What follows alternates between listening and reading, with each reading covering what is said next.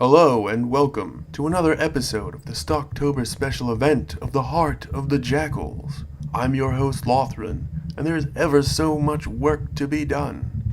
So let's get back to tunneling our way through it all.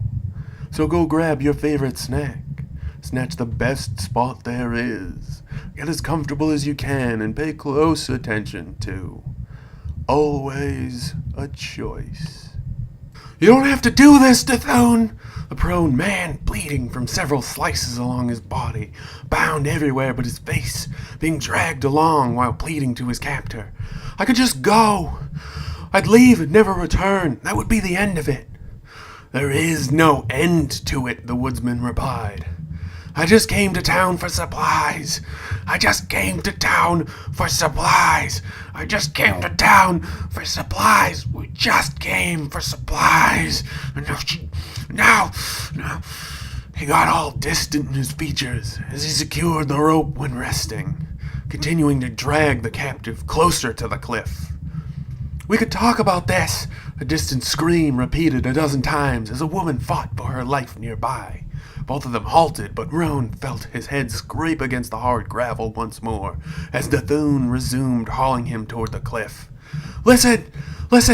You don't need to do this! You don't need to do this, Dethone! Please! You don't need to do this!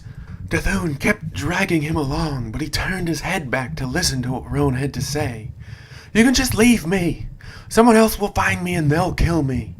Roan reached for something. It was not only pretty likely at this point, it might be a fact, or would give him enough time to free himself from this hellhole. Dethone looked like he was going to do it, and then scraping began in earnest once more. Fuck! I could help you, Dethone! I can help you kill the others. Please! Please don't do this! Please! Please! Dethone turned an eye towards his captive, tossing the rope on the cold ground. I knew I should have gagged you. Would have made this so much easier.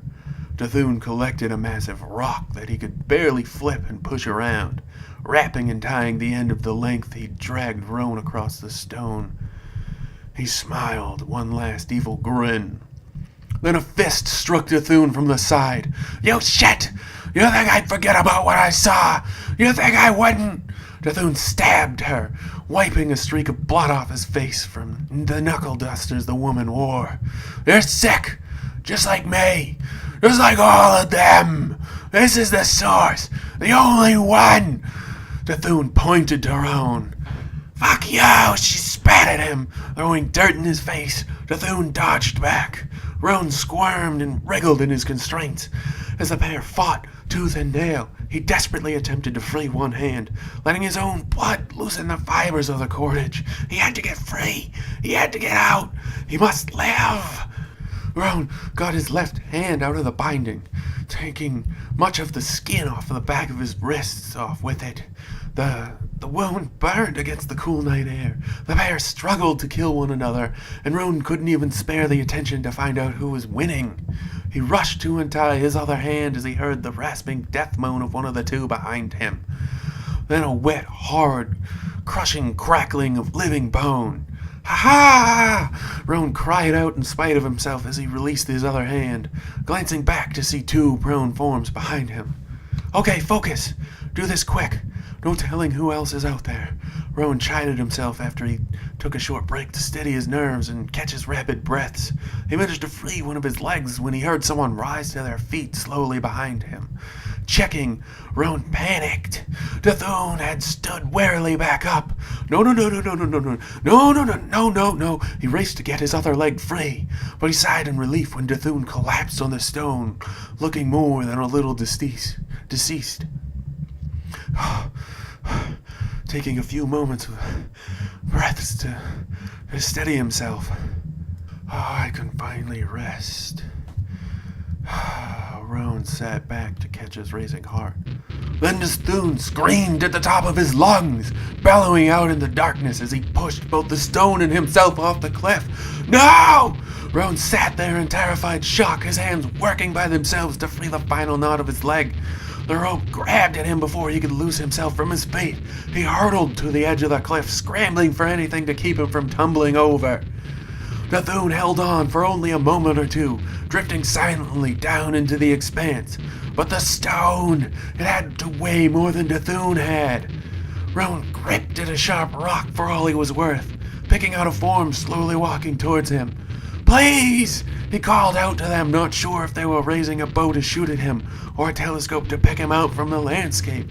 Roan's blood-covered hand slipped on his delicate grasp, slicing through his skin of his fingers, sending all the more terrible pain up to his brain.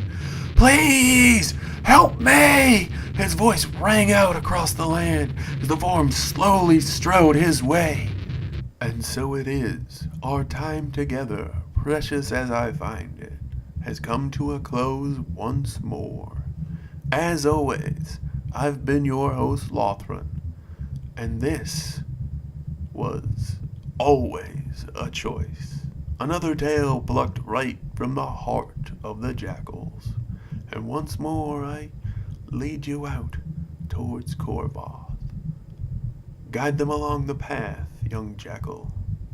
Hello and good night to each and all. Please leave your comments, questions, and kindnesses down below.